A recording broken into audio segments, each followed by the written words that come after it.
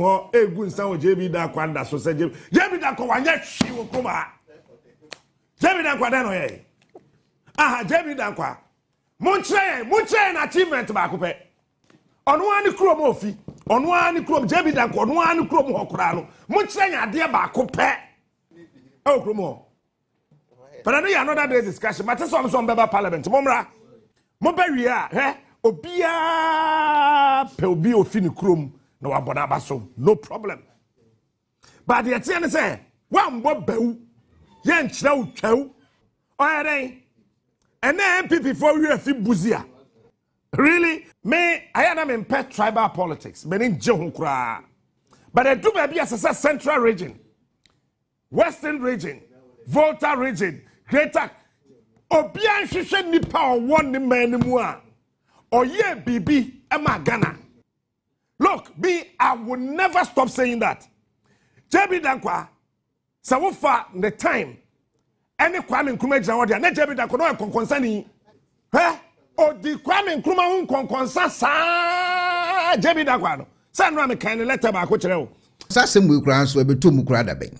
Ye wo ho ana ehu se Captain Smart ababonten na ne abere wo kasa chechi nsemu mebiri e de asem na captain na odi hu nkomo ye se honorable Muntala ana akwa di nkomo e wo parliament na Muntala nkomo a odi ni se JB Danquah no ye CIA agent so de nsem wo keka ye akofa nsem kakraka na de abama president na nado Danquah Akufo Addo kra be kasa wo ho ama eye honorable Afenyo Markins so akasa e wo ho na Captain Smart ne ye busewu se ye fene sen JB Danquah a wo de TV so a wo discuss eno no Ghana ni no wote Ghana no e de ne be yama no JB Danquah wu ye ne o we na o discuss ne punto be ne be bra ma Ghana anyway we de yen chest video na fa so comment bra se hu hia se journalist betna anase presenter Captain Smart ebetna TV so na all discuss JB Danquah me maame otie akurase me maame me nua boy o paguma me nua wawie national service o paguma amanfo mo te Ghana o mo kwatiti mu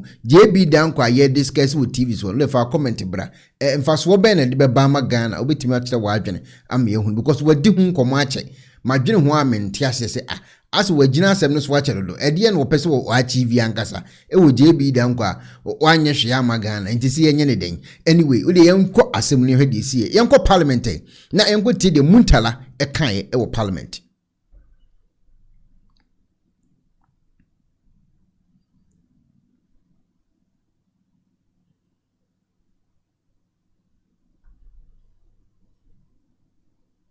na oka sewe na eye Nsawom MP enso eba bonten ena o kire se wo se oba no be provide evidence to asem a all can because akọ public domain ama akọ cause confusion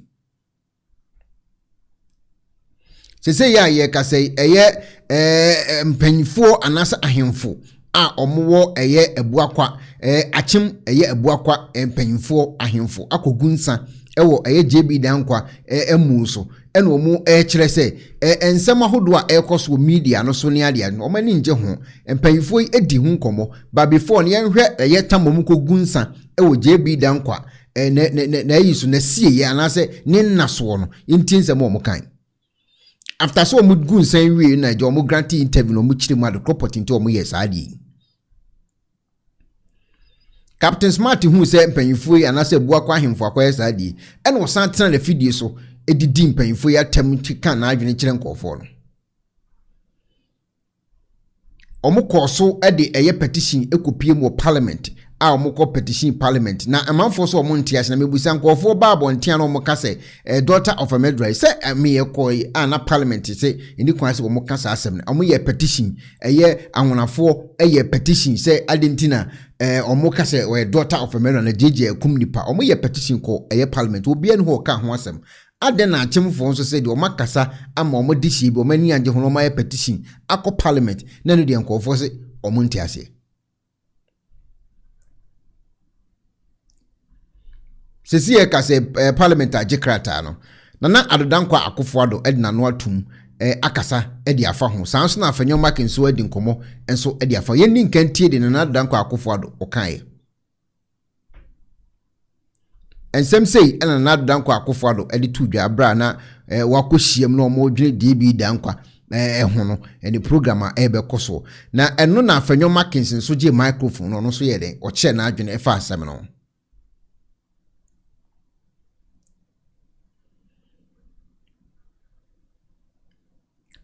sisi e ka say dia be conversation wo Ghana ama amanfo edi hu komo na yentie conversation we from MC GH1 TV ene di nkomo we yentie conversation omo eyeye efa sa ade na ekoso na nkasa ho no.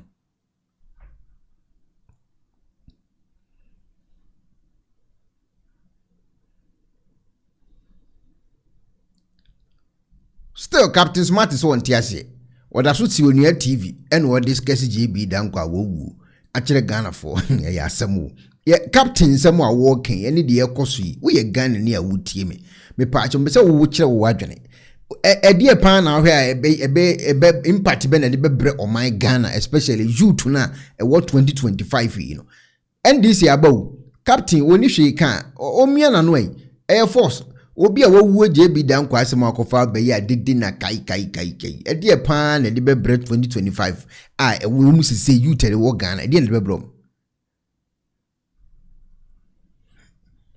Captain Samuel Odin kan kikai no wie na eje okofa opanyini bi so besi so ya asem e no mo so start so mo discuss opanyini ya wa no che frimpon e no so o discuss o ma history afa JB Danquah wo wu na wanya hwa ma Ghana na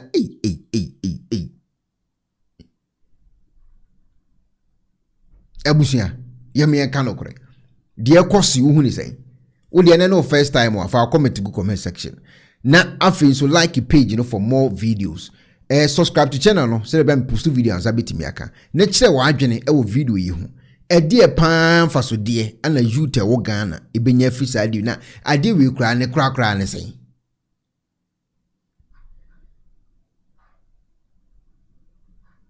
My statement is just simple. Yes, it is good to eulogize JB Danquah.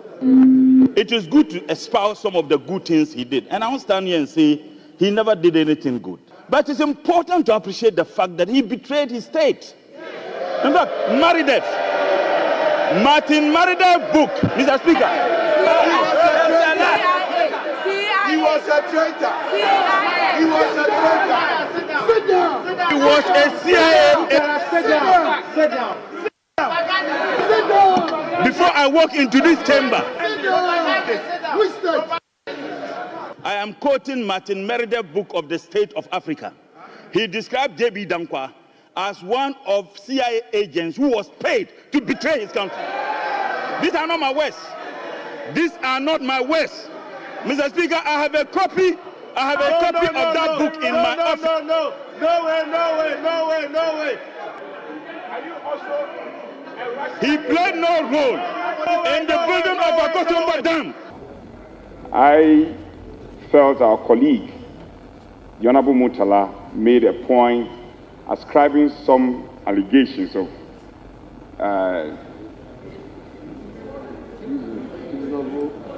JB Danquah being a CIA agent, and he said he had evidence of the JB Danquah being a CIA agent and also a betrayer of the state.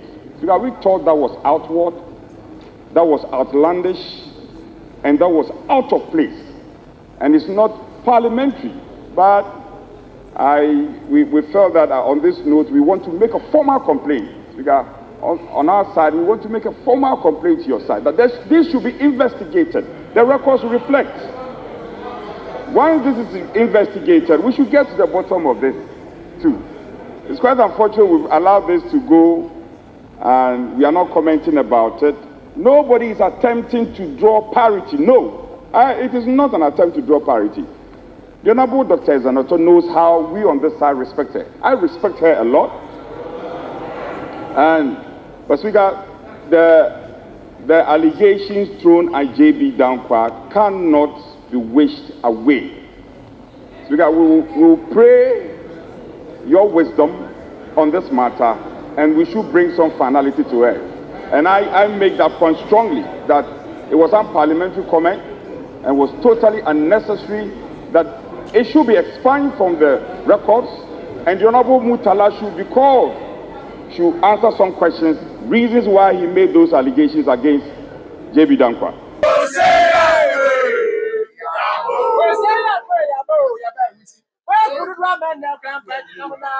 Ampa. Uyebi. Our parliament. And sa parliament Kroya. Audu moja. Atu ho. Emo chima.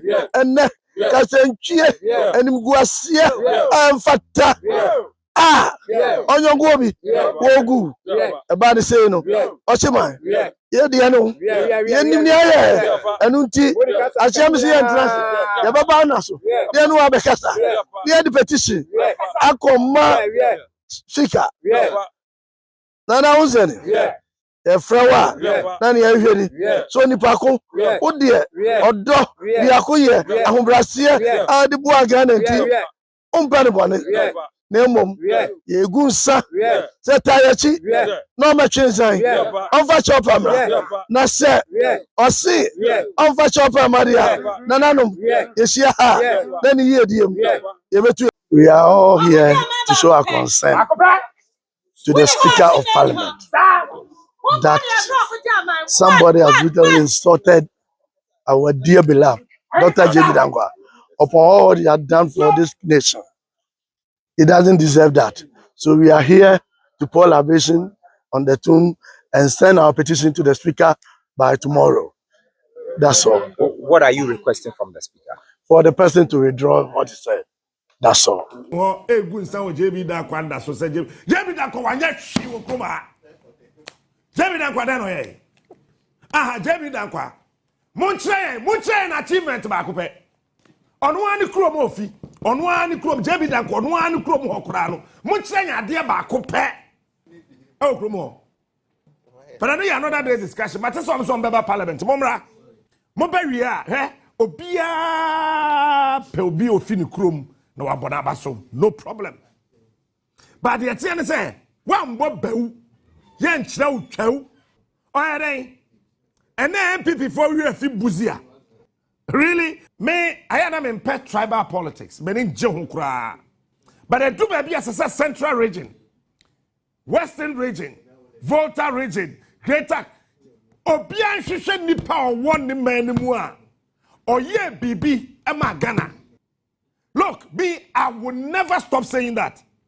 JB Danquah, so far the time, any Kwame Nkrumah Jawadi, and JB Danquah no concerning, or the Kwame Nkrumah concern JB Danquah. Send me kind of letter back which some of his letters maybe wow, Adam me two TV so one ko gu nsa wasie ho no, wo mesa wo machi akomu fie.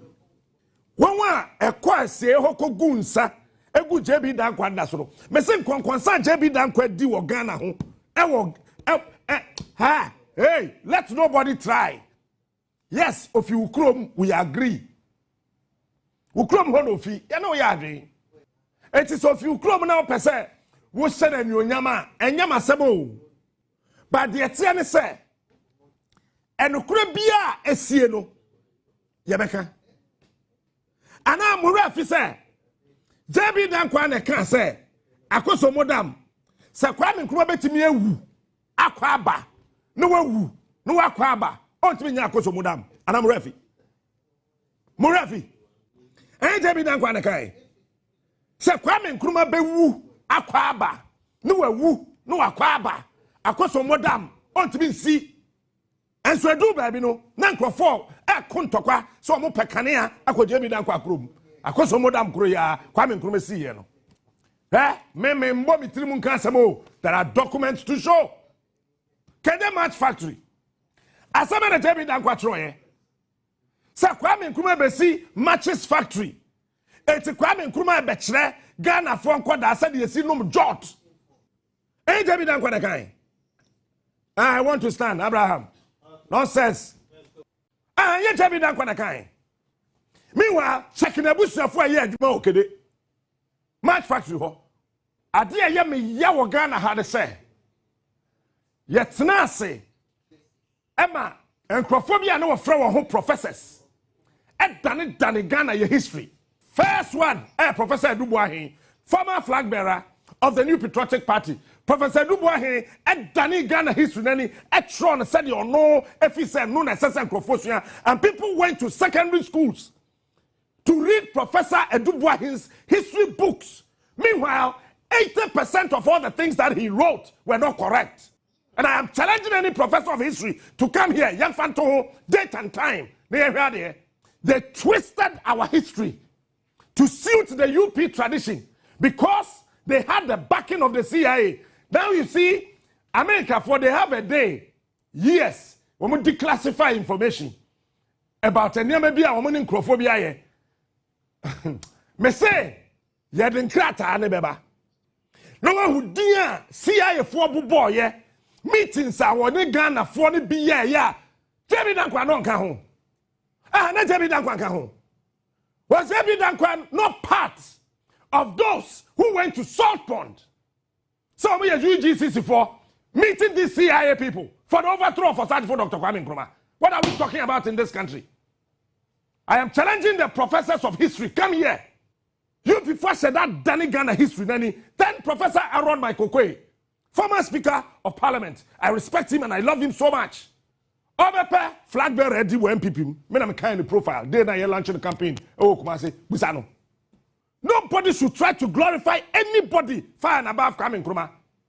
Ayebia mo Eastern region no murafi.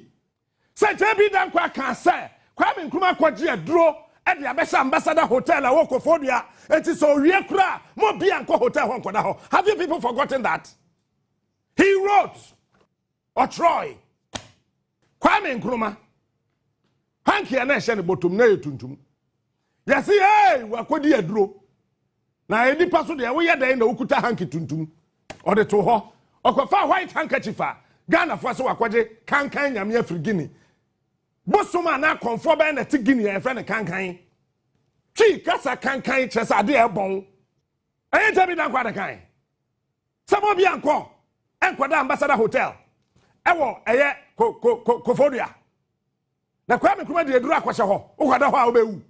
When Park Grant called a meeting about how JB Danquah led gangs and disturb Kwame Nkrumah, ewo Ghana has said Emma Kwame Nkrumah enya hoto ewo Nkrumah has obebu man no. What happened at that meeting? JB Danquah said that he was late, so he came in a polo shirt. Our peja ne kon. And the same thing is what Nanado did. JB Danquah. JB Danquah. And you do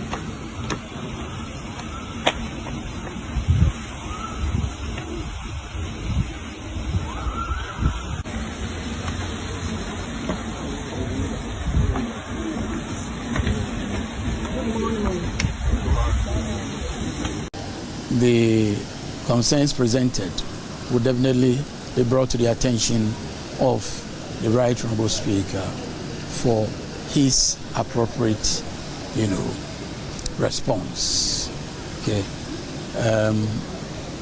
We want to assure you that Parliament remains responsive to the needs of the public and concerns of the public. In that regard, in due course, I believe that the Right Honourable Speaker may take the appropriate action he deems fit in that regard. Despite the breadth and depth of Dr. Danquah's contribution to the development of Ghana, his name continues to elicit needless controversy in death as in life. We recall vividly the inhuman conditions that Kwame Nkrumah's CPP government attached to the conduct of his burial in 1965 after his cruel death in solitary confinement in the dungeons of Nsawam prisons. We are current witnesses, 60 years after his death, to the vicious name-calling that attends his mention by would-be responsible members of society. Those of us who love the work of this great champion of Ghanaian freedom and progress must take solace in this matter, not just from the benevolence of our God in heaven, but also from the philosophic calm which Dr. Danquah claimed for himself in the cells of 2nd D prison.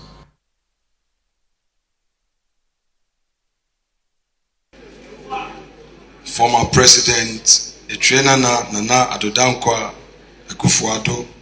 Today, we gather in solemn remembrance and profound reflection as we mark 60 years since the passing of one of Ghana's most remarkable patriots, Dr.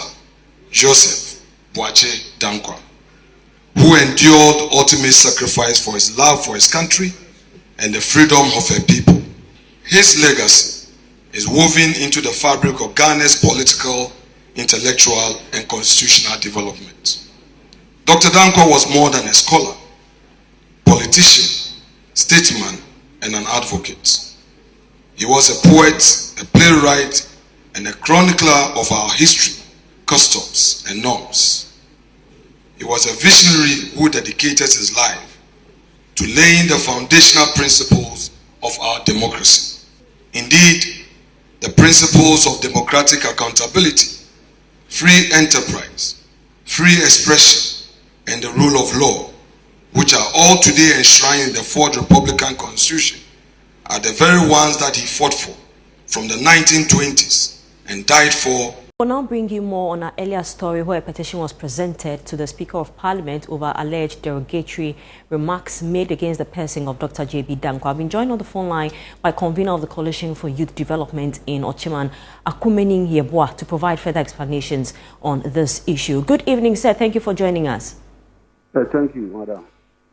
This statement was made on the floor of Parliament on February 4, 2025. Until yesterday, we hadn't heard any action or anything that with regards to this issue. What prompted your group to take this action? Okay, so thank you very much once again, and let me greet your viewers. Okay, so I would say that probably we were organizing ourselves to come to Parliament and petition the Speaker of Parliament. So we are now ready. That's why we came today. What is in your petition to the Speaker?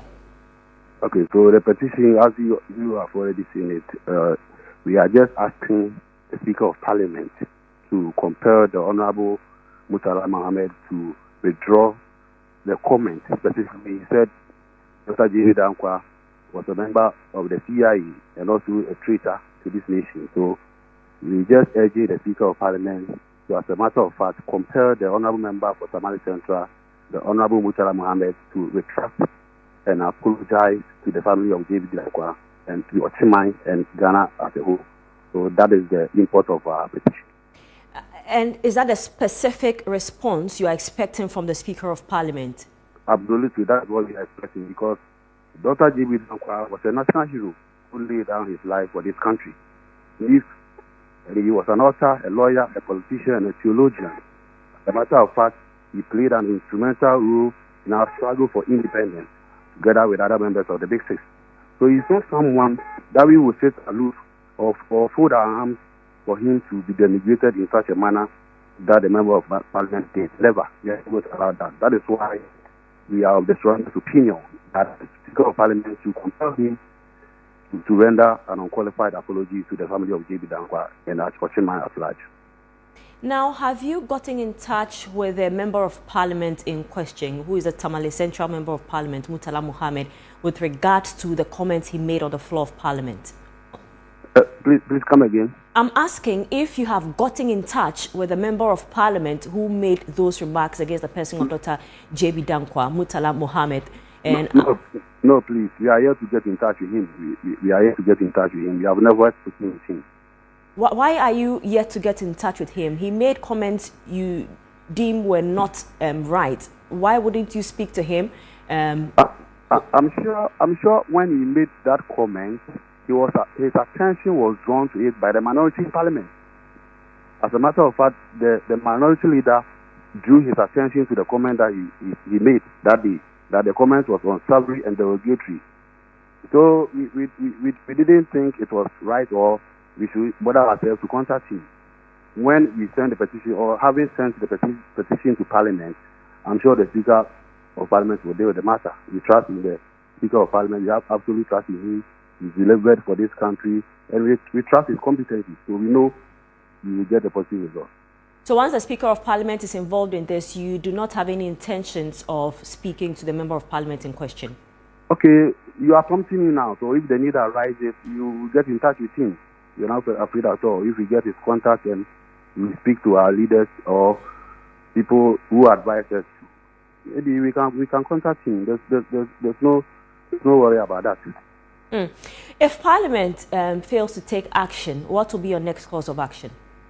Okay, so I will say when we get to the riverside, we will cross it. So we believe Parliament will deal with this matter appropriately, because we can not allow people who make laws for us, people that children aspire to be like in future, make such comments in Parliament. So we have absolute trust in the Speaker of Parliament, right, Honourable Member of Parliament, Mr. Bambabwin, to give us justice in this matter. Finally, before I let you go, now, what message do you hope that your petition sent to Parliament today will send to the public about, in quotes, respecting historical figures in Ghana? It is essential that we respect our leaders, those who are gone and those who are alive. We should treasure them, because they are the people who lay down their life for this country. We celebrate our Independence Day yesterday. We are 68 years old. So comments, unsavory comments like this, there will go to comments like this, need not to be entertained in our body politics. So I'm urging every one of us to be circumspect in the way we speak to our leaders.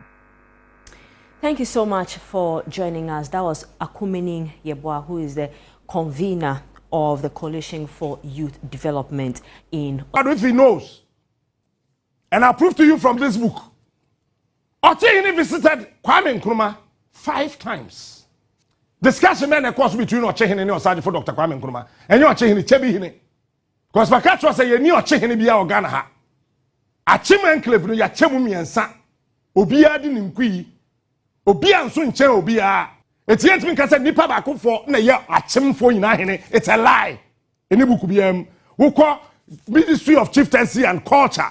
As I say, the Ministry of Local Government, Chieftaincy and Religious Affairs. Buku bia ni wa ye war title bia ho ya friend Okyem. Akyem Chebi Hine. Ya Akyem Kotoku. Ya Akyem Boso. Omo nyina ya mahene obia ya paramount. And until the time Okyem Kope Eastern Regional Paramount, House of Chiefs no always poto bisan. Olusu poto. Na ko ya Akyemfo nyina hene eden Akyemfo ahemfo kototia no. Olusu poto. The then Chebi Hine no a dikuro. He visited Kwame Nkrumah 5 times. If you want to know the discussion, it is in the book The Struggle Continues, Part 2. The former president of the Republic of Ghana, Danquah Akufo Addo, Eka Wechebi Presby sorry them, say, Openi JB Danquah, and Krofon Jesse were passing derogatory comments and remarks about him. Say, and samana yeke kebifa JB Danquah hono, and ye correct. Asamana, Honorable Mutala Muhammad Kai no so saw ye traitor. JB Danquah concern. I'm asking one question. Obi chama dia ba ku papa ba ku pese a JB Danquah ye ya. Ye betimi di yen sa tene so. Say si ho. Say watro ye papa efa Ghana ho. Ebi wan. Chebe one say ba ku say. JB Danquah da prison no. Na aduane a ye no afrifie, and then people said that JB Danquah was rich. He was not rich bia. If indeed JB Danquah was rich, and then the CIA and the Trianica and this kind of man a bushra for me, I didn't want to come out of prison. Can I stand? Eti, emo bia nyana dwen se corona yetimuno. People will try to twist and turn our history. It will not wash. CIA was paying JB Danquah's family the stipends. I had been where the man was jail because no money draw and concern no did. That is why Susanna Bryan was brought to Ghana, joined Professor Richard D. Mahoney Stein, and by the grace of God, Kwame Nkrumah ni abaya ne twempena ta asam ne tote ye. Etwada mape ewo positivity. Cause girl ne buy no. Womo de ne buy. Say ono on triaka. So she was brought all the way from the United States to Ghana. And then I am challenging Gabi Ochedako. Susanna Bryan went to baby and JB Danquah dano. Yatini to no Kwasrano 4 times. Mebuana. Susanna Kwasra JB Danquah 4 times. And then Obia we are Ghana near Yachuatum. The US Embassy for NMS round. So why then? Bonnie no why then? Gabi Ochedako Danquah Institute, meboa. Otro article B, I think this was around 2011 or 2012, baby. Yawo Papa B, I know ye Ghana, US ambassador to Ghana, Kwame Nkrumah time. Your friend of Professor Richard D. Mahoney. Otro book B, JFK, Ordeal in Africa. Now, Papa the book no Otro, you know, Ukwa chapter 6, now, or come in some about Ghana. He wrote another memoir. And our title some memoir, they say, JB Danquah, the patriot of Ghana, or a question mark. Oh, we say, it's JB Danquah, or no JB Danquah. No. Now, or ya no kwafo, Adrim Papa, Amanyo, or many ye dear one, the Trimo Ampa, Anna. Papa ya your friend JB Danquah no ko jail. Kwame Nkrumah cheno. Then tina Kwame Nkrumah cheno. That time no wa throw 19 concern letters about Osadi for Dr. Kwame Nkrumah. I have copies of all the letters. It be say political historian be a work room hano. Wo de nya akukuduro na bra. JB Danquah concern ni okahuna Ghana ye bre.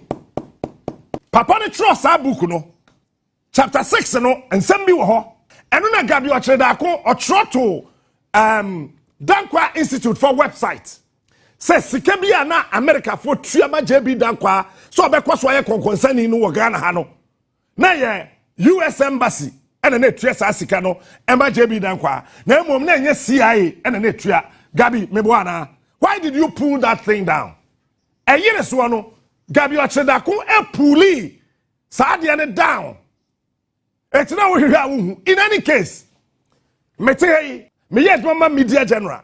But me yet drama TV3. It is a TV3 for prepare on payroll. Patrick Captain Smart in Bebaso. But here me yet drama American Embassy. It is American Embassy. Prepare on payroll. Anyone want more allowance. Sabenya shema US. And then American Embassy betu America. Now this is the deal. JB Danquah timer and concern 19 or Tete Kwame Nkrumah factory where JB Danquah will do nothing about the factory, but will start writing disparaging letters and comments and serious and concern about Kwame Nkrumah to UK.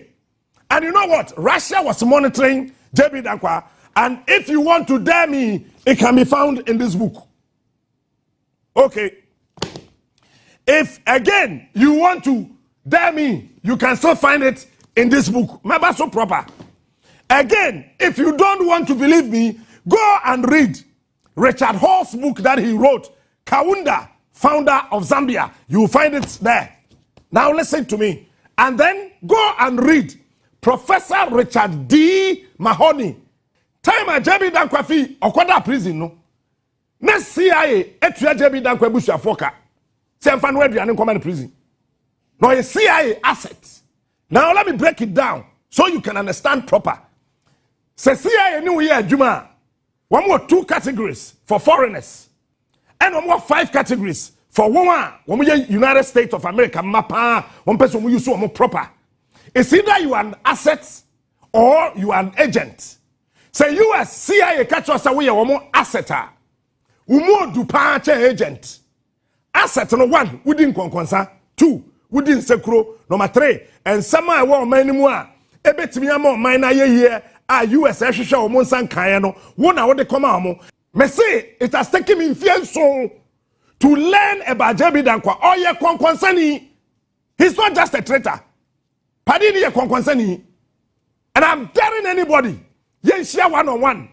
Bring your documents, I'll bring my documents. Bring your books, I'll bring my books. I am daring anybody. The question is that when the first copy or the copy of Kwame Nkrumah's 7-year development plan policy no etu kwan or the coin J.B. Danquah the coin or the coin and J.B. Danquah the coin. J.B. Danquah told the CIA, say, listen, for the very first time, he told the CIA, say, Ghana's independence means nothing to him. These were his own words. And I have a document to prove it to you. I can't just take him in Fienson to investigate that man. J.B. Danquah catch CIA say Ghana's independence na Kwame Nkrumah ni ho hancho o pese Ghana de ne ho na Ghana be your man ni mo du e we bibrem ha nyina no. It means nothing to him. There's a document to prove. He wrote officially. So let nobody sit anywhere in this country and think that J.B. Danquah did something for this country. You can never change the history of this country. J.B. Danquah concerning first class been shared so concerning nipa da. Bama otimi di concerning na dan for girlfriend not Jenny feeding them. Really? It is also documented. Me mo bitimi na meka. Akyem ni J.B. Na ye kwa baby ne Peter ko J.B. And me ne wo ni Peter. Ya kwa me girlfriend. Ye kodru ye no J.B. Danquah ni Peter wo. Na J.B. Danquah frɛ waka cho say kewo. Ba sap gay you di captain chi. Gay no ho fetching captain. Adentina say wo the captain na wo ye hwe ha say J.B. Peter or captain kwaso anya adwuma. Na sagro. Ene J.B. sim ma wo mi so ade wo ya wo ye kewo. Menkan wo etuoti a ye wo awasem na J.B. Danquah timi akwa again o yankrani minimidi. Let nobody deceive anybody in this country. Etimi akodin konkonsasa na nansi echire hini number 1 J.B. Danquah na nansi echire hini the 1th na wajige no owie so awanwa no me pese me busa Danado Danquah Akufo Addo say J.B. Danquah ne ma yesay. J.B. Danquah ne ma yesay. J.B. Danquah me say that man or dangerous. It's nasini bia dangerous. Akufo Addo J.B. Danquah sini. Professor Dubois any Michael Kwe say University of Ghana Kwame Nkrumah the see. Mr. That's a lie. University of Ghana. See history no ha. Near University of Ghana be here. Near what University College of the Gold Coast. Now what Achimota School. Tieni Achimota School. Na no na your friend is say Nkrumah ebabedi akonwa no. Wono eka kire abrofo ne say Adena Yense said the University College of the Gold Coast, Yanyan University of Ghana. Now, Brofonis were mompene because now ye University College to University of London. Until lecturers and professors in at a certain point apart from Buzia.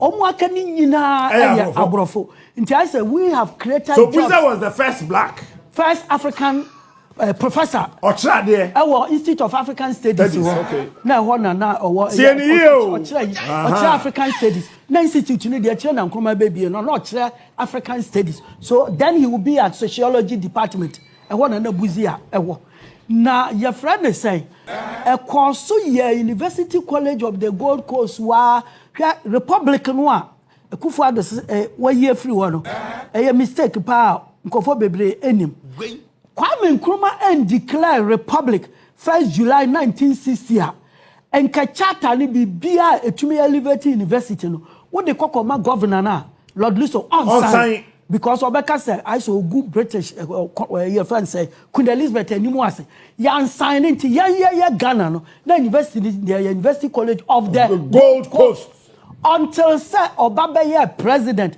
na charter no ya di koma parliament no mo G2 mu ni elevate ni ya de buy or den inside here as president into University of Ghana no 1961 University of Ghana a fair buildings no a see one a yankran for asase la for asase ana Nkrumah agye free won ho no osisi all the modern buildings we see there enti ayen Nkrumah na see University of Ghana na advisors catcher ne say ho ben airport nti won hwe ye na university no was in the buildings na attention and no use Japanese style architecture yentetia and pass a din or the toto so no ni nyina nya 1948 names modern names like Commonwealth Hall, Mesa Saba Hall, Legon Hall, because Ojifri Legon no I say honor with one hall and Ekuyafu Hall. Why Ekuyafu Hall? Ekuyafu Sika. Ekuyafu. Because say JB Danquah University of Ghana. Kenyan Kaprempe the second impona credit in the corner. And Enkranibi, your friend Nanka Bruce. Nanka Bruce ne yusu or no what the only private radio station on the Gold Coast. And at Tamwa committee tana say yes university ba kwa kafura be wono. Na Ghana force ye pe. And Nigeria force wo mu pe. Na committee ni se debi. Ghana ben Sierra Leone kakra. Your population nusa. Na Nigeria for ntimi maha. Omo doso dodo about 10 times more. Nti yensi university no ho. And na yura who ya na Prempeh the second say don't worry. That time Ashanti was the biggest cocoa producer region, made up of about 3 regions. Bunafo and Ashanti. Assassin no na Ken UST one. That's right. Oh yeah, no and also who ko carry cocoa be our Ghana no. Jitu mi say yanti sikani bin to near the university no. So from 1948 to 1951, leader bi anko discount 51 Nkrumah saw sikani mu ana osi University of Ghana cocoa for sika no University of cocoa Ekuyafu sika no odisi University of Ghana enti ona wo mu with one hall Ekuyafu hall owie na Prempeh the second no say wahu amanfo Ghana Ekuyafu nyina sika wo de say university amaye say akasa aban so be hye men so animunyam no say to bo na besi biama enya second capital where there Miami University and no see Kwame Nkrumah University of Science and Technology. And no catch and where is JB Danquah? Where was JB Danquah at that time? When? Where was JB Danquah? After so did Kwame Nkrumah, JB Danquah concerning and we have me demis some another 19 letters or throw here by Kwame Nkrumah in our copies. Or a concern or a traitor. 80 sir Professor Abuakwa na me fa de kransie yi my kokwe di otiase no me ka say JB Danquah the University of Ghana yes I feel no kra na kofa din ni de bai odifin na bai edin bai ya Ghana na Ghana chembe tama Kwame Nkrumah conclude Cape Coast dey ka Ghana ne ya tene say tamwa o mo tena say o mo kofa Nkrumah bai no mo se o mo pe ya fa ne say logo when we saw bai no na UGCC woman need logo flag bibia o nti woman tena se na JB Danquah can say Kwame Nkrumah suggested say you use eagle no me say the entire no so that famous African agri no kase bi otaka eagles before eagles nti ade bia ye ben yemfa eagle emrem no so da bi eagle dey say eagle oni na nam ewiem ne wa dinkra symbol bi ne na ye pa dinkra symbol na danche mienu na cross no that's right ye fancy funtum fruit ye danche fruit na watchra say na Nkrumah da form chi na Nkrumah watchra say o za Nkrumah no that say no mandabre no nim no say and on the chance me no o say one woman ye funi na ye baako no no mo ano mienu no ye pese ye ka kire won say mo ano na e mienu at the end of the mo prebiane no ho say me wa no so ni obedi bia ha dwene beko ye funu baako ho nti ye de kire o man ne say mo bia anya basabasa na at the end of the day your destiny ye baako na Nkrumah ka kire ne say na mudi kan kontokwa ansa na aduane no abegu na nya conflict ya na enti wampe Kwame Nkrumah asem we na me kwa kan yesi na nya mane yes ko fa di so bra Kwame Nkrumah say Ghana no be say Ghana there no say that famous the first Western Sudanese empire Egyptian civilization the Guyano the first black civilization the Guyano the second black civilization was the Kingdom of Ghana. It has been proved they say Akyem and when you fi enti ade enti na woman yen use no say there be ye be use Akyem man Jabi Danquah. Also Pakaman. Akaman Tinka, woman who say a car can man, we and Crania. You are not covered. Ever, you are not covered. Not that you are massa. We are Guana, you are not covered. And I'm coming to me a dispute is a young yet, and you know your boguya. And no we maintain the name Gold Coast one, and Nam say one chromatimono. The following year now, 1948 riots in Bay, and no drew students of Addo. There be no offering or Cape Coast. I call a second D. No, go share grant. I call no, I call ne almost head office. Salt pond. A salt pond. Until you could do Cape Coast, no problem. People were standing in clusters, say, yeah, you were more decora. No, say no, young creative school be like an evening school or any day, you better register as a workers' college, a private workers' college. Right. Now, immediately, on near Akwa, you find a plunge. On the first headmaster of that school, Omunya will be uncompleted structure around. No, Kasacha students and any teachers, say, Omu may use a ho. No, see there be now your structures, Papa be at the side. I will say, no, there be some men so pa na make Papa Brunicha, Emma Musa. No more, I'm only assuring you. Say, I be a badge Fahudi near J. Fahudia. Say, school will be one of the best in the country. More campus, no so best one say. Other schools in Amokano. A fair in Sono, Messi Ghana National College in every region because of Neamo Mayan. Also, Ghana National Akufo Addo, also Bisu Tamale. That's right. Now, I'm chromatin pass a region BRC. Ghana National College. Where was David Danquah? Well, I didn't know of Ghana National the Ghana Nona at Toso. The 1948 before independence. 48. And I won it. It took 9 solid years before we had our independence. And so now what and it's what do be say a badge Fahudie. Lawyer, TV very simple. JB Danquah. They say people teach are defeating it 3 times. People teach are not JB Danquah lawyer. And Tiasian so say, Tiasian say. Immediately after the 1951 election, around 52.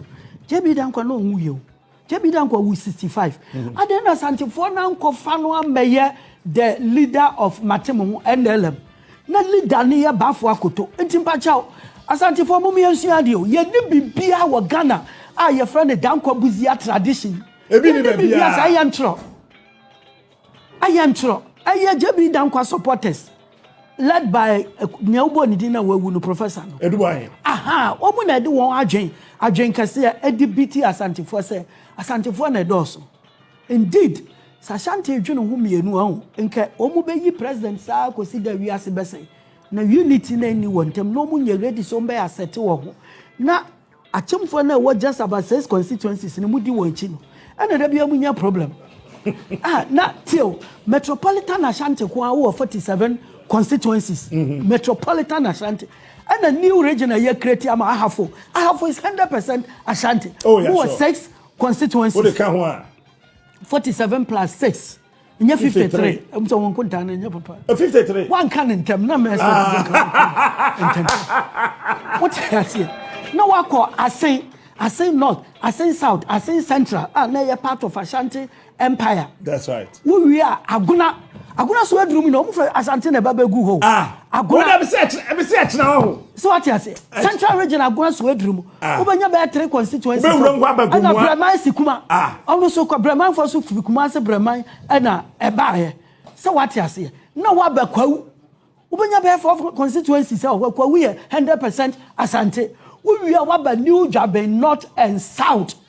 Internet say out of 270 275 no more than half no Ashanti nko atra ne nsam say ya ne ownie wo wi a efei omunuanom etese dagomba ana oti region ana nzema akotoko tina make sure say Asante toto wonu ome yi a nka Ghana politics ni nipa bi o mo pese odi president na wodi ana mwama Akyem Abuakwa Royal House na aye smart ana omo angu ne saade no ana omo create imaginary yibia NC dan tro say Danquah Buzia tradition and na make kachira we say Buzia wu 65 adan Asante for ne party first one NLM second one UP United Party United Party no mu di buzi abedi anim samre na Danquah te ase wa ben okuta PhD no mu so mu po bi a wa ben obe challenge Kwame Nkrumah eni nti na edi dombo si nchen no mu de baafo akoto si nchen no mu kofa buzi a me pa chaw Danquah na so ye member other no one be leader one ka ho Asantifo who ni so ye part of them and the reason was very simple. United Gold Coast Convention no mu tie no omu constitution no e wo mu se wo mu pefa hudie for Eastern Province and now yeah Greater Accra and Eastern Region. Western Province and now Western Region and Western North Region and the Central Province. Others and count others no and count nanke se JB Danquah etumi be ye first Prime Minister now President of Ghana Kampacha Asantifo ni me say nko mu nka Ghana ho ye nuanu mosremfo ni me say omu nka Ghana ho ewafo ni me say omu nka Ghana nti tamu Kwame Nkrumah de ekon no call Asantimo mo chire prempe di second we no say ai nkofo ni tiri mo de o nti fa hodie no wo mo hwehwe ne ye nka wo say na wo nka ho no say ne meye won wade bi why you ready say obeko ma ye ready ba ye krado why a crowd obetuma ko ama me waje fa hodie ama me wo say na metimi saa de ame ma wade bi no na be ma watumi edi nkonim. Ashanti Youth Association is the biggest youth association on the Gold Coast.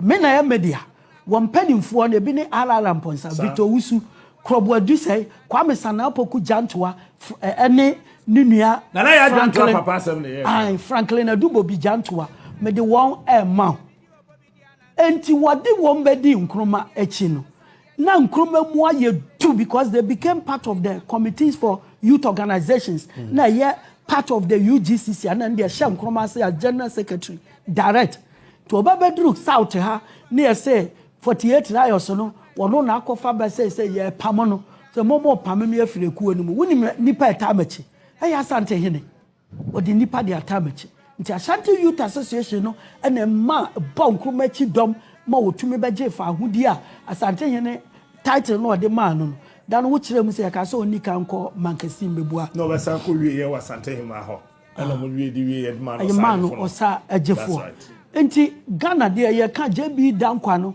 wa ye bi no ye academic ye den na magana academic work academic work be ade de here there be so no say Ghana ni say akaso Ghana ni but ye kaso ye den na magana academic work no ye ade na in politics no ehwo no politics ni ye kan ye de akosoro too much mesrew ye de akosoro ye de akosoro too much ana fenso ye ntiase se mateme ho no nka ho the party no egu ye nti 1954 no a o so mu enya 3 seats pe ewo 1951 election no nti ye beto 54 de no na chese o mu aban no wonu de na adwuma ba awie ye kora Asantefo na nyusu ne biem ewo wiase nti ye den na ne you say Danquah Buzia tradition. Buzia there, that time no Asantini because Bono was Ashanti West. And no free Bono Wenchi. Until that time no Asantini 100%. What you say no Asantini and Asante Fonko fan as a leader. Now Danquah there, now Asante Hina who say, would the be because no time Asante. So what does Asante? Pa Grant was just a businessman. Sure. Or no sikano neni media nka mo amota na chi no na mo beka kira ne se yanfa ekonu ko yenua no Asantefo esrem ene ewe ana mo gitu mu se ase wonko na ye be operate na se Kwame Nkrumah de abeka ho na ewini na obi te ha o se JB Danquah ajefa ahodie